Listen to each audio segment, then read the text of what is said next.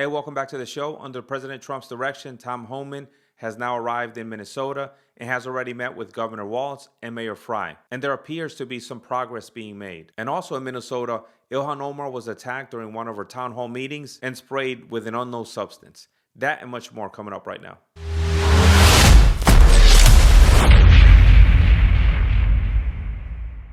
So let's go ahead and get started. Tom Homan is now in Minnesota and has already met with the governor and the mayor.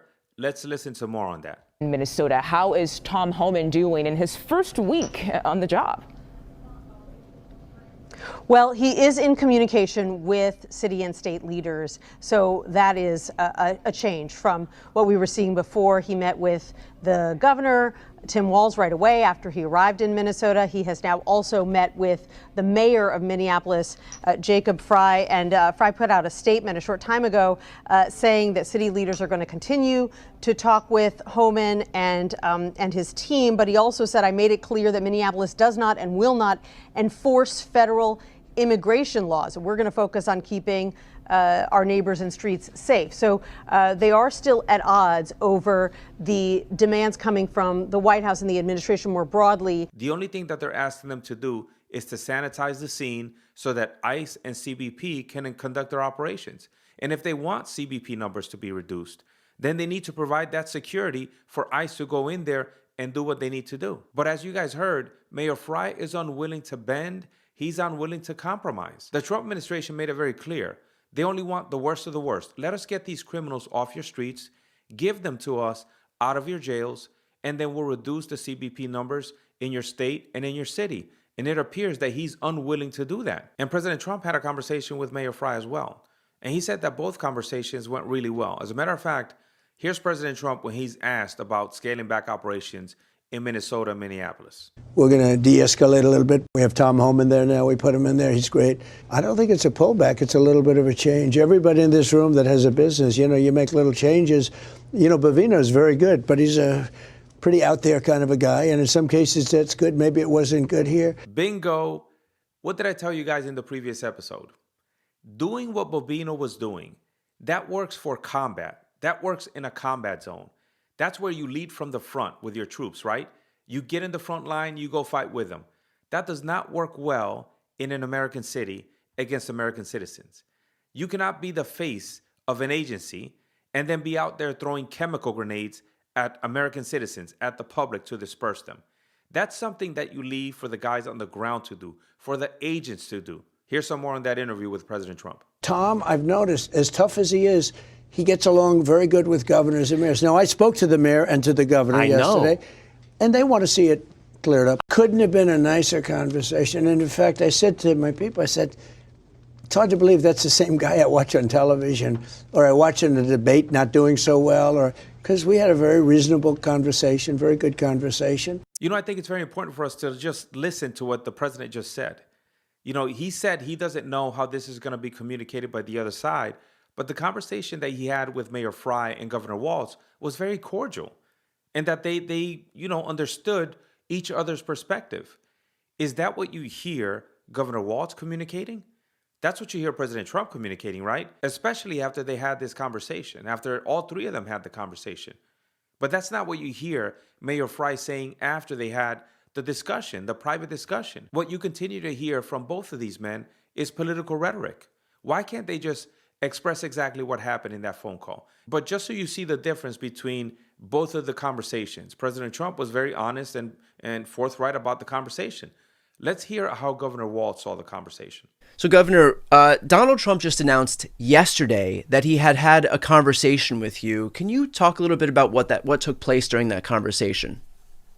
Yeah, certainly. And again, thanks for having us. Minnesotans have been through it, but I think the country has seen it. We're pretty resilient people. And I think it's pretty clear that the president was having that conversation because of the thousands of Minnesotans who are on the streets and because of the murder of Renee and Alex. I'm going to have stopped the video right there. Here we go with the political rhetoric. Did you just hear what he said? He said that these two people were murdered. Well, let's talk about the technical term of murder. Murder means the unlawful killing of another human being. Unlawful. That shooting, that incident with Renee Good, that was lawful. Any person that understands any aspect of law. Any lawyer will tell you that that was a justified shooting. Now, was it morally right? That's for you to decide. Now, this second one that occurred, that is still under investigation. We don't know. After I reviewed all the video, especially the last video that I showed you guys in the last episode, to me, it was a justified shooting as well. I gave you the legal analysis for that shooting. And what did the lawyer say? That it was justified as well. So let's listen to a little bit more of that clip of Governor Walz answering the question about the conversation he had with the president. Started out with the president, said that we can't go on like this, which he characterized it that we're on the same wavelength. If we were, it's the agreement that this has got to stop. Now, I hope his end state is the same as my end state, which is removing these ICE agents and Border Patrol in this occupation of Minnesota, allowing us to investigate the folks who potentially, I think, a jury may find murdered two of my citizens. Once again, political rhetoric. Did you hear what he just said? He said that a jury may find that these two people were murdered. A jury may find, yet when he describes the incident, he says that they were already murdered. So he's already jumping to conclusions. Why doesn't he wait for the investigations to be completed? Remember, the governor's trying to sell you a narrative.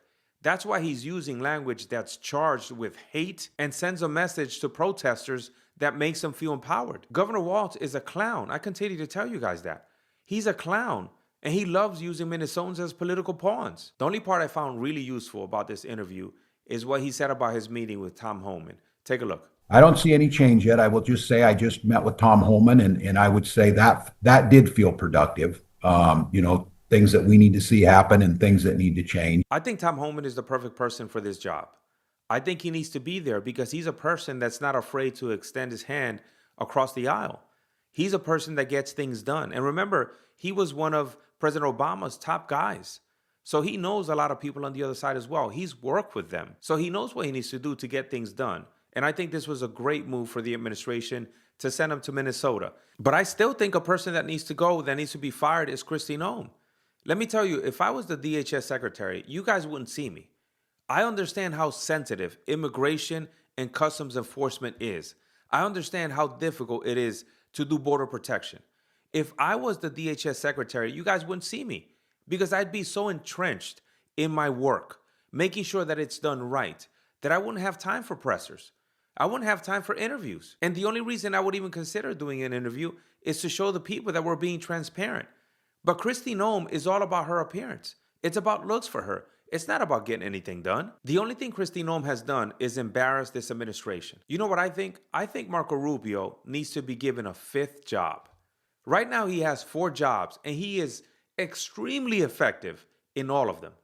I guarantee you Marco Rubio could be given this job as DHS secretary and he would still do a better job than Kristi Noem on top of the other 4 jobs that he already has. That's how lost I think Kristi Noem is. So I told you guys there was another incident that occurred within DHS. Well, not within DHS, but relating to DHS. Now, this issue that happened, I'm going to play you the clip. This is categorized as an international incident. Take a look.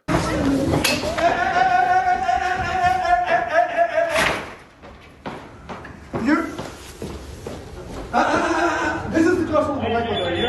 Relax. Okay, relax. I did not enter. If you touch me, I will grab you. If you touch me, I will grab you. You cannot enter. Okay. You cannot enter. Okay, but don't touch me. Okay. You cannot enter. You cannot enter. All right, here you go. You cannot enter. This is the consulate. This is the foreign government department. You cannot enter. Are you close the door? Right? Yeah. Over there. All right. Yeah. Sí, lo estoy filmando. No, pero ya tenía que poner. ¿Qué viste? Quisieron perseguir a las personas acá. Now, I don't know if you guys saw the beginning of the clip, but there was a guy running. He was running into the consulate, obviously seeking refuge. And he was very smart for doing so because ICE cannot go in there. If that person, that representative from the consulate wouldn't have came out, ICE would have went in there. And you cannot do that. And that is strictly stated in the Vienna Convention of Consular Relations of 1963. You cannot go in to a consulate, a foreign consulate, just like that. This was ratified by the United States, meaning that it is the law. You cannot go in there or you are breaking international law. If this ICE agent would have entered the consulate, it would have been a complete mess. Look, every time I see Secretary Noem, it just makes me just cringe. I'm a leadership specialist, and I can tell you that the way that she acts, the way that she is, that's not how leaders act. That's not the way that leaders are. Leaders lead with resolve.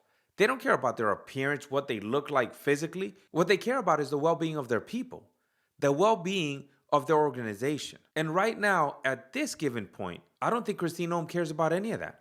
I think she cares more about her makeup than she does the Department of Homeland Security. I think President Trump needs to fire her and replace her with somebody that knows what they're doing in that agency. Or maybe just give Marco Rubio a fifth job. I'll take that too. That works. Okay, let's go ahead and move on to our next story, which is Ilhan Omar getting sprayed during one of her town hall meetings. Take a look. Democratic Congresswoman Ilhan Omar there attacked while speaking at a town hall event in Minneapolis Tuesday night. In the video, seconds after Omar calls on DHS Secretary Christine Ohm to resign, a man approaches her, sprays an unknown liquid on her with a syringe. Christine Ohm must resign or face impeachment.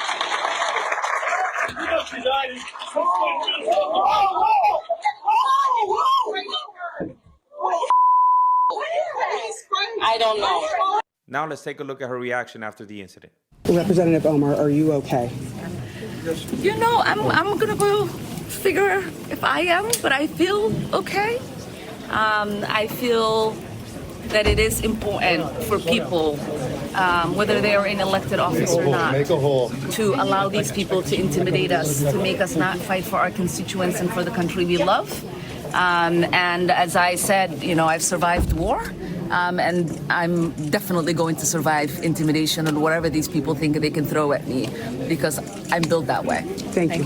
Look, I hope this is not poison. I don't think it's dangerous. I don't think it's any type of chemical agent that's dangerous.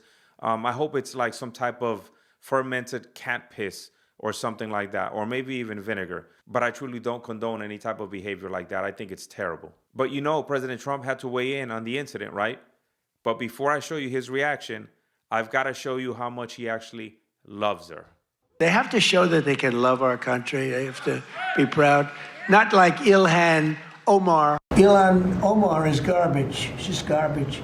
Her friends are garbage. Omar has a history of launching vicious anti-Semitic screeds.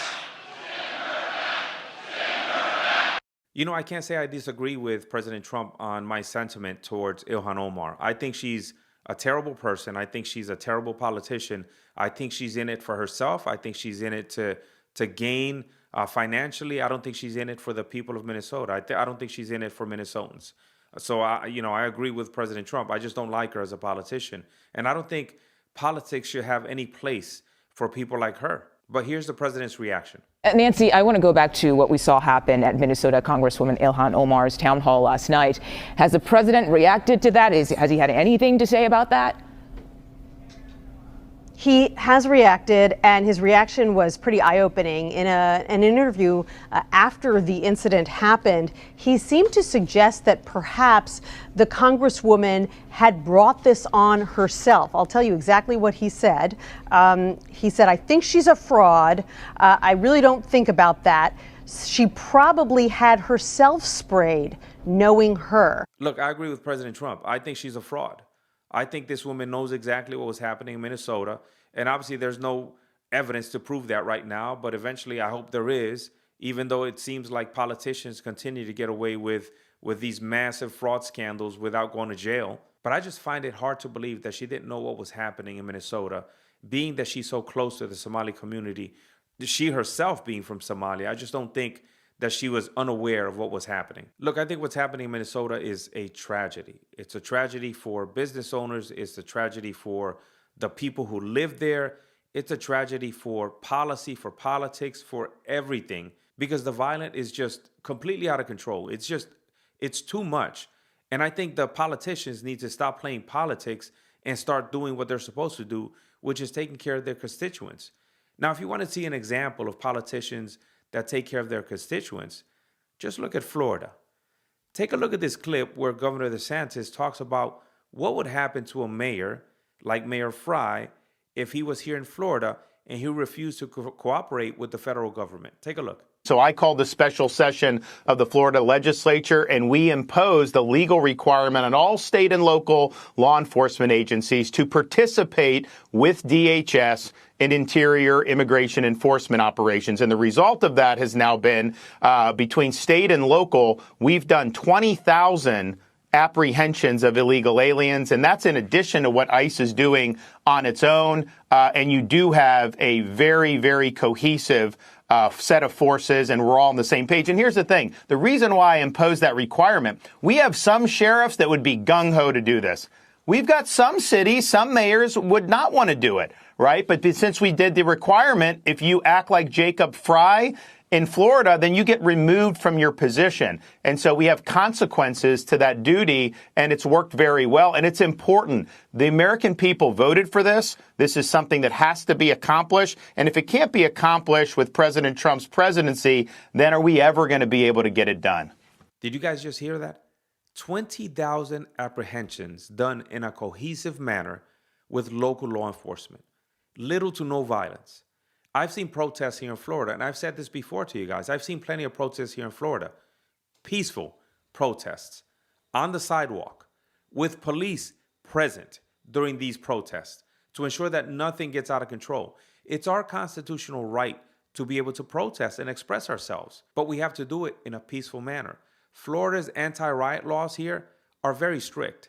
And let me tell you, if you go outside the boundaries of the law, you're going to go to jail very quickly. And I think that keeps people here in Florida a lot safer. Okay, that's the show for today. Like, share, and subscribe. And until next time, stay balanced.